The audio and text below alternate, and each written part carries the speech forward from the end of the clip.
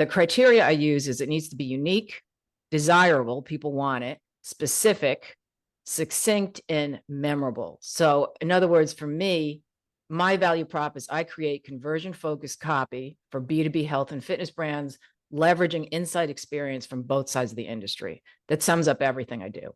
So it's unique, it's desirable. Who doesn't want conversion-focused copy? Welcome to How to Build a Profitable Nutrition Business. If you love nutrition and you love helping people and you want to be in the game long enough to keep doing that, then this is the podcast for you. Let's get into it. There's something that we're not really taught at university or through our training, or at least not when I went through, that can have such a profound impact on your business and the ability to generate new business and have the impact that you desire to have. And that's the art of creating good copy. Today, I've got a guest on who has worked in the health industry and is now a world-renowned copywriter. And she's got some great tips to help you in your nutrition business create good, impactful copy that will have the impact that your business desires. Let's get into it. Welcome back to How to Build a Profitable Nutrition Business. Today, I'm really excited to have an awesome guest all the way from Arizona in the US. And her name is Linda Melone. And she's a really perfect guest for our podcast because Linda's background is in food and fitness, but she's transitioned to a space that all nutrition professionals in that business space can really dive into and learn a lot from. And Linda, I'm going to hand over to you. So firstly, thank you for coming on. But if you can give everyone a little background about where you started, a bit of a reveal as a pastry chef, and how you went through the health industry and landed to where you are right now. Yeah, thanks, Chris, for having me. Yeah, I started out in the food business like many years ago, more years ago than I would care to admit. I have a bachelor's degree in nutrition, and I thought I was going to become a dietitian and ended up getting more into the fitness end of things. But before that, I was working in restaurants and I was a pastry chef. I actually had a bakery. So I've been accused of creating my own clientele because then I went on to become a personal trainer. But the thing that's been consistent through all the years I've done with the food, and it was really personal training for about 15 years. And then I got into writing there was a local publication, a business publication called OC Metro, it was Orange County, California. And they had a column, a fitness column. And I was reading it, and I've always loved writing. I always had a knack for it, never really pursued it until this point. I thought I could write this. So since I was doing in-home personal training, I thought, why not pitch how to set up your home gym? Because people didn't know how to do it, and they were buying. I had most of my clients, I got them through a local gym equipment store. So when I went in there, and this is before I knew anything about marketing, I just used like common sense. I walked into the store, met the manager and said, hey, when you sell a piece of equipment for home gym, would you be willing to offer a free session with a personal trainer? That would be me. And that would just go along with it. And he said, that would be great. It was a win for him. He wasn't paying me anything. So they would sell, say, a home gym, even if it was a treadmill. And then if they'd ask the person, would you be interested? 9 out of 10 times that person would become a client because I would tell them a lot of good stuff and I wouldn't write anything down. And they were like, could you come back? And it's such a personal one-on-one thing. They get to meet me. So I started doing that, but I was writing for this publication and ended up branching out into the national magazine. So I had a column in Oxygen, the woman's magazine, for a while. I wrote for pretty much you name any fitness magazine. And I don't know if it's the same in Australia, like Men's Fitness and with all the big glossies, they call them. And then the whole industry went under about 2014. Everything went online. I had these big gigs that were they went under, and they just said, we're not using freelancers anymore. And if you Google my name, because I have an unusual spelling of my last name, you'll see a lot of bylines still by me because they're repurposing everything. So it looks like I'm still writing for them, but I haven't since like 2015. Oh, wow. And so I started a online business for women over 50 because I'm in that demographic. And so I thought, okay, I know what this is about. I've been working with all these women. I know what their pain points are. And so I had a course. I did that for 5 years. I just couldn't, there's so much churn with memberships. It's hard, And so I just said, let me go back to writing, but I didn't want to do content. I wanted to do copywriting. I wanted to get into the marketing end of it because I'd been in it. I had been writing for Bowflex even. I met some of the marketing people at an event and they hired me. And so that's a long answer to a short question, but that's how I ended up where I Perfect. am. Yeah, wow. It's such an important space, isn't it? Because we are essentially competing for attention, like in the nutrition Yeah. space, and particularly, and you could probably relate to this for sure, is that for us as dietitians, I'm a dietitian and personal trainers are very similar, is that, we're working from an evidence-based background. We've got principles that we need to abide by. And the issue is that you get into this nutrition space and anyone can put up information and it can look credible to people that aren't really familiar with what to look for. And so Right. how do you then sort of stand out that, because you, like for us as dietitians, I think the States is the same. We actually can't do testimonials, which Oh, that, really? yeah, we're not allowed to do testimonials because it can be perceived as I could get anyone to do a testimonial. So it's got to be evidence-based. And the problem is, as you'd be aware with marketing, is that word of mouth and, testimonials from people that they know is one of the most powerful forms of marketing. We're Right. hamstrung. And so it's really then competitive to have a good copy when you're trying to generate your business. You want to be successful. You need to have a good nutrition business to have the impact on the clients that you want to work with. But Right. it's such a challenge. So what tips would you have for anyone in this nutrition space to really stand out, but still stay credible and evidence-based guidelines? The number one thing is you want to have a really great, unique value proposition. So this is what the statement that's going to set you apart from everyone else, or it's something no one else is talking about. It doesn't mean that you have to be completely different, but maybe you talk about what you do differently. The criteria I use is it needs to be unique, desirable, people want it, specific, succinct, and memorable. So in other words, for me, my value prop is I create conversion focused copy for B2B health and fitness brands, leveraging insight experience from both sides of the industry. That sums up everything I do. So it's unique, it's desirable. Who doesn't want conversion focused copy? For a B2B health and fitness brands, who is it for? Leveraging insider experience. That's something that separates me from other copywriters. Yeah. You can write about fitness and nutrition by researching it, or it's a whole different thing. When you're in it in the industry, you have a whole different perspective than someone who's just reading. But Yeah. everyone who's reading thinks they know about it. And so that comes down to niching down. So how, because there's people I know who specialize in childhood nutrition or certain groups, or just they specialize in working with people with diabetes, that kind of thing. And so how do you differentiate yourself instead of just saying I'm a nutritionist? Isn't really a term. That's anyone can use that. And so then it's also what's your brand and what's your story? I know you always hear this, people who've lost a ton of weight who then go on to become like coaches.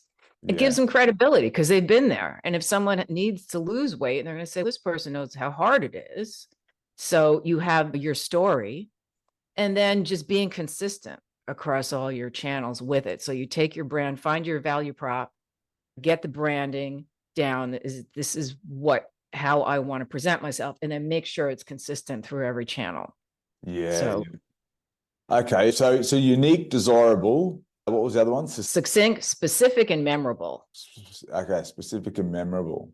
I Okay. was trying to get it to form an acronym, but there's none that made sense. It's like UDSM.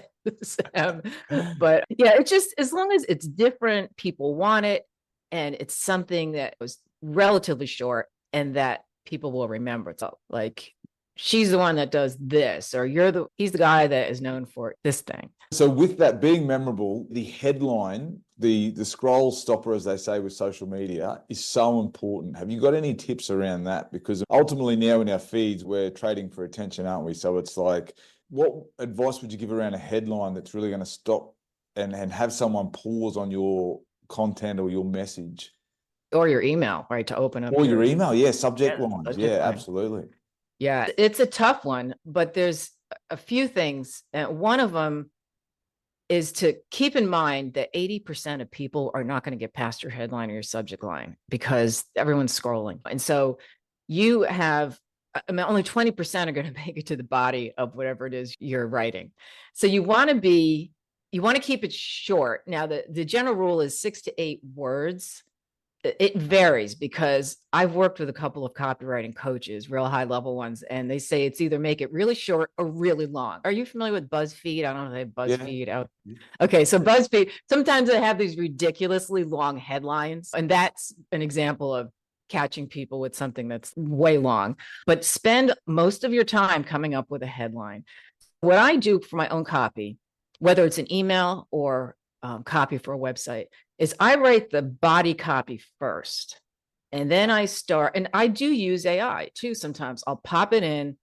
The only thing I don't like about using AI for coming up with titles, I use it for brainstorming. I never use what it comes up with because it always uses what we call marketing speak. Those marketing words are real fluffy and top tier or next level. It's stop. Everyone uses those words. I found that myself. I use AI to generate ideas, but I find they tend to use words that the email filters don't like. So there's words like free and giveaway and what, like those sort of words, and they're a red flag for a lot of the email filters. So you immediately get pushed into the junk or spam or if we're looking at Outlook, they've got focused and the other emails. So you tend to get pushed if you use that language, and I find that's what AI tends to do. Yeah, that's the other negative part. I try to write, the goal is like to come up with 50 headlines. That's a lot.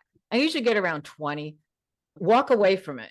And then, because I do this with any copy, do something else, go for a walk, work out, or whatever, and come back and then look at it again, because it's a whole different story when you walk away from your copy and come back to it.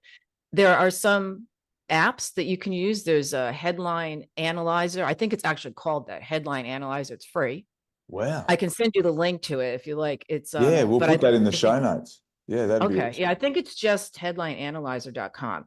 And it'll give you a percentage, like it'll come up with a percentage of, I don't even know what the percentage is, but the higher the better, the more likely it is to be opened or read. And it will tell you. And usually you want to get 30 to 40% or higher. And most of the time when I really work on something and it's going to be catchy, it's like around 50, sometimes 60%. And it's things like numbers work, like 7 ways to blah, blah. Those are good ones. How to is a big one. It also depends on what you're writing. What is relevant? Do you think just the psychology of that numbers, because I've heard that before, right? That the numbers work, top 10 things to do this or whatever. Do you think the psychology of it is that people can then guess how long it's going to take them, how much of their time it's going to use? If it's like top 5 things to do this, it's okay, I've only got to look at 5 things. Because that's probably part of it. Yeah. I personally look at this top 20 things. I'm like, I probably don't. It's too long. Yeah. Then you just said it there. It's also that it's just in small bites. Like people will, oh, good, it's a list. I don't have to read through all of this stuff.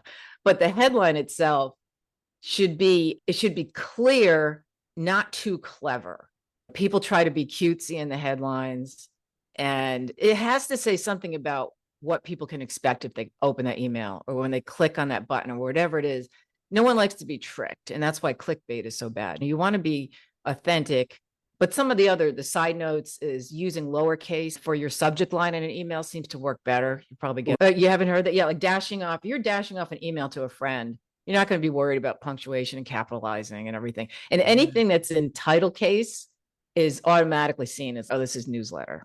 So put it in just a lowercase and make it conversational if it's an email. That's why I get a lot of good responses with my emails. It's like you're talking to somebody. If you're telling somebody about your product or service, how would you describe it? You just met them for lunch and they go, oh, what do you do?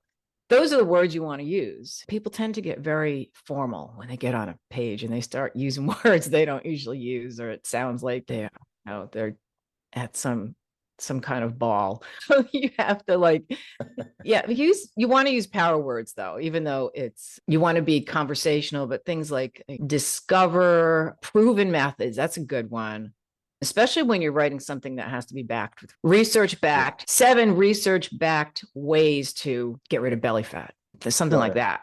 Yeah. Anything to do with belly fat's going to get open. You know that. Can I put you on the spot? Uh-oh.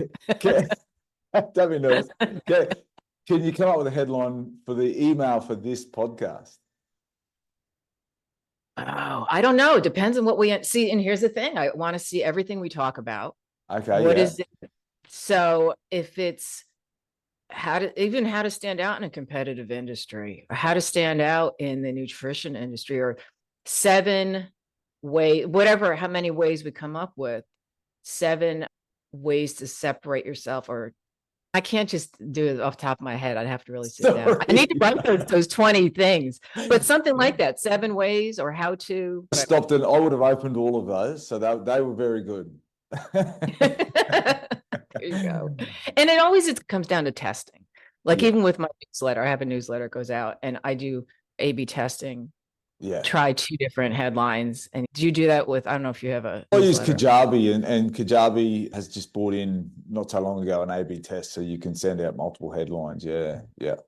And it'll let me test on them. So that's good. Yeah.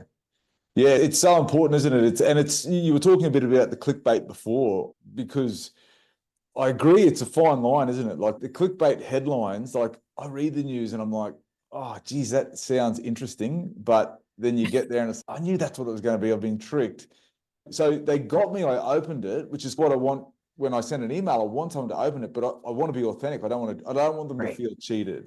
So it is a bit of a balancing act, isn't it? Like it's about trying to get their attention and get them intrigued about what's in this email, but at the same time, deliver on what you're promising.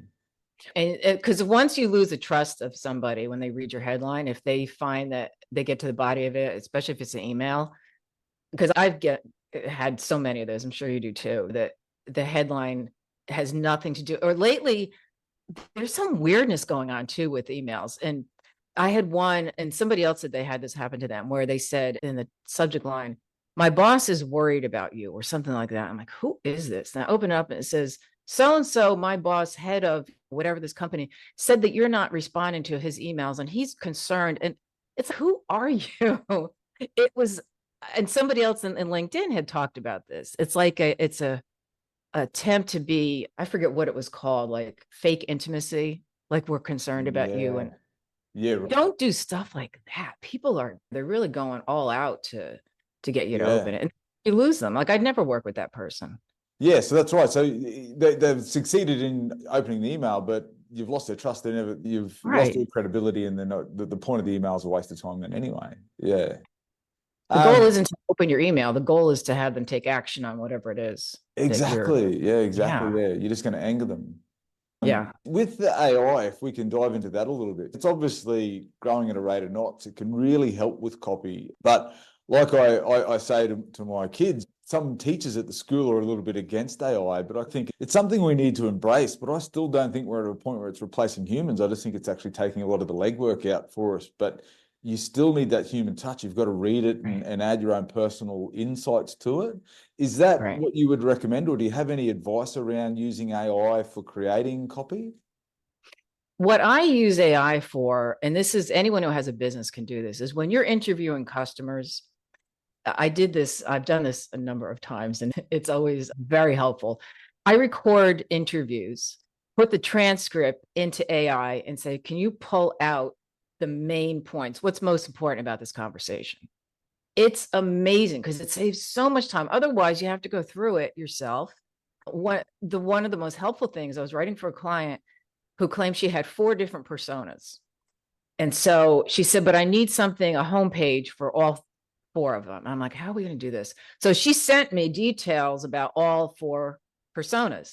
So I put them all into AI and I said, what are the commonalities between these 4? And it pulled it out and it was perfect. So it's a time saver. I don't use it for writing because I never like what it writes, because it can only pull from what's already been written, right? So you're going to get stuff that's been said a million times. And it seems to like certain words, all the marketing speak, top notch, top rated, best in class. I always think about dog shows when I hear that, by the way. Don't you? Yeah, I will now. That does certainly have a dog show ring to it. But it's great for data, for collecting data. It's great for personalizing. If you wanted to create personal experiences, just to put in the data for the persona, what would this person like? Or I've even asked it, what kind of conversations with somebody in this business, what do they talk about? And they can pull from some social media. I do it manually too. I'll get into Reddit and see what are people talking about. It just speeds up things. And then testing. And yeah, I just find it's really good for organizing, outlining. Yeah. Even for this discussion today, I asked it, what are the most important things that I need to cover? This is what the topic is. Yeah, I love it. I love AI because it's like, it talks to you like a person. You're going to do a great job. Well, it tells, yeah. it's interesting. Like whenever I use ChatGPT for the most part. I'm always very polite. I'm like, hi, Yeah. ChatGPT. Thank you so much for that. Because I think one day they're going to own us. I'm like, Everyone says that. I know. One day they're going to turn on us and they're going to remember who was rude to them. Right? Yes, exactly. Yeah. So in that health and wellness space, which is where we're at, what advice would you have for creating converting copy? Okay, so copy that is really going to get a potential client across the line that someone in that health and wellness space can use to really influence the decision of their potential clients. Have you got any advice around that? You want to keep in mind that people make decisions that's based on emotions. We justify it with logic, but we make emotional decisions. And it's never more true than in the health and fitness world because it's such an emotionally charged, so much of it that's emotionally charged. So empathy, and this is something AI cannot do for you. You want to have empathy for who you're writing for. So for example, I had a client who had a product that helped with the side effects of chemotherapy. So I spoke to people who were using the product and I asked them, walk me through a day. And it was a product that really helped with the side effects. It was amazing. And people were saying, well, before I used this product, I wasn't able to get through the day because I always had to know where there was a bathroom, all this awful stuff. And so you want to, not that you want to include all those specifics, but you have to have that empathy for the people that you're writing for. That's why to me, when I see these, they call it bro marketing, the real loud and, oh, you're going to lose, you're going to gain all this muscle and you're going to lose all this weight. And so for somebody, say for a 50-year-old woman, she doesn't want to hear that. You have to know what is it that they're struggling with. And you use those words in your copy. I think that's the number one thing. And then you want to focus on the transformation, like how they're going to feel, how much better they're going to feel, what they're going to be able to do. Now, as I mentioned, my course was all for women over 50. So it wasn't about getting the six-pack abs. It was about being able to get up off the floor so when they play with their grandkids, like it was that sort of thing. They didn't care about the same things like a 30-year-old bodybuilder would care about. So what is it that they're talking about? What's their biggest challenge and their biggest worries, and address that and show how. First you have to show them you understand what they're going through, and then and here's a solution that could help you. That approach. But you really have to have that emotional intelligence. You can't just expect. Yeah. Why you're perfect for the position, given that you've got that lived experience in the industry, so you can really relate to the copy that needs to be done. And what not to say. Like, for example, you never address, I don't care if somebody's 200 years old, you never use the word elderly in your copy. Yeah. I don't care. People who are 85 are like, I don't consider myself elderly. So we should just get rid of that word completely. But you don't know. I didn't know that when I first started out, and not that I used it, but I didn't think there was anything wrong with it until I started working with women who were extremely insulted, and it's okay. It's like, you have to know. I guess there's no faster way to turn off a potential client than insult them. Yeah. What about humor? Do you use much humor in your copy? Do you think it can be relevant? I'm known as that funny friend. Like you can even tell. I find lightness in everything because I think life is too short. So if you can relate to your client in a way that is somewhat humorous, I think it's really helpful, because being serious and really, say, for example, with weight loss, like I had women that wanted to lose weight, and I would describe, okay, so you're lying on the bed trying to zip up your pants.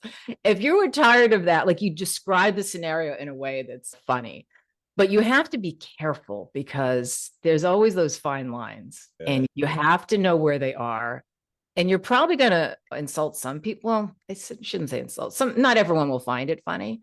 So you have to know your audience. Yeah. We have like Nerd Fitness. They are big. I don't know if you heard of them. No. I forget the owner's name, but his whole website is about being nerdy. He's really successful. He's got a huge business. If you're a nerd, if you're like, and he has these really goofy looking people on the homepage, this is your new home or something. And he gets great results for people. So I think that's the thing too, is you have to be knowledgeable, as well as you can joke around within a certain extent, but you have to know that they have to know you're going to deliver on what you're selling too.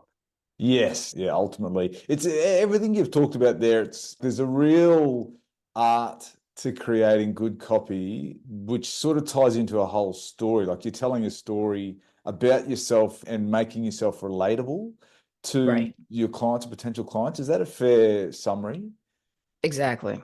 Yeah. Yeah. You have to know that you get them. It's like going to a doctor or something who, someone who it just doesn't seem like they understand you, or they're not listening to you. There's nothing worse. Then you feel like, why am I even here? And yeah, I worked with clients in home. So I'd go into the middle of arguments. I walk in the house and it's just very uncomfortable. And I've dealt with all different situations, you name it. I've had to come up against it. And you just learn what to say, what not to say, and kind of listen. I think the most important thing is really listening to what people are telling you. Yeah, yeah. Because most people, don't clinicians, personal trainers generally should be good listeners based on their experience in the industry. So that's really good advice. I like that. So you really got to listen and understand your client. And it's what you would buy, isn't it? Like you got to think, what would make me buy? Right. Yeah. Linda, thank you so much for your time today. It's been amazing. Oh, thank you. How could any potential nutrition professionals, fitness professionals looking to create some converting copy, how could they work with you or learn more about you? Or if you've got a blog, can you share it here and we'll put it in the show notes? Sure. Yeah. I'm at thecopyworks, WORX.com. And you can email me at linda@thecopyworks.com. And I have a bunch of freebies on my site. I can also give you the links. You can put them here. I have one PDF on how to add humor, another's on using power words. The other is how to avoid using marketing speak, which is all the fluffy words. And I'm on LinkedIn. I'm very active on LinkedIn. Oh, brilliant. And I have my own podcast. So there's that. I don't know if you know that. No, I didn't know that. Oh, B2B marketing and copywriting podcast. There you go. We'll put both of those in there because that would be great for people to jump on and subscribe and listen, because it's one of those things that it's a skill that we're not taught in our training or at university, and it's such an essential skill to survive in the business space. So your work is very much needed and very much valued. Great. Thanks so much for having me. No problem. Thank you, Linda. Did you find this podcast valuable? There may be other nutrition professionals out there will also. If you like, share, and subscribe, it's going to help other nutrition professionals make an impact on the world just like you. Thanks.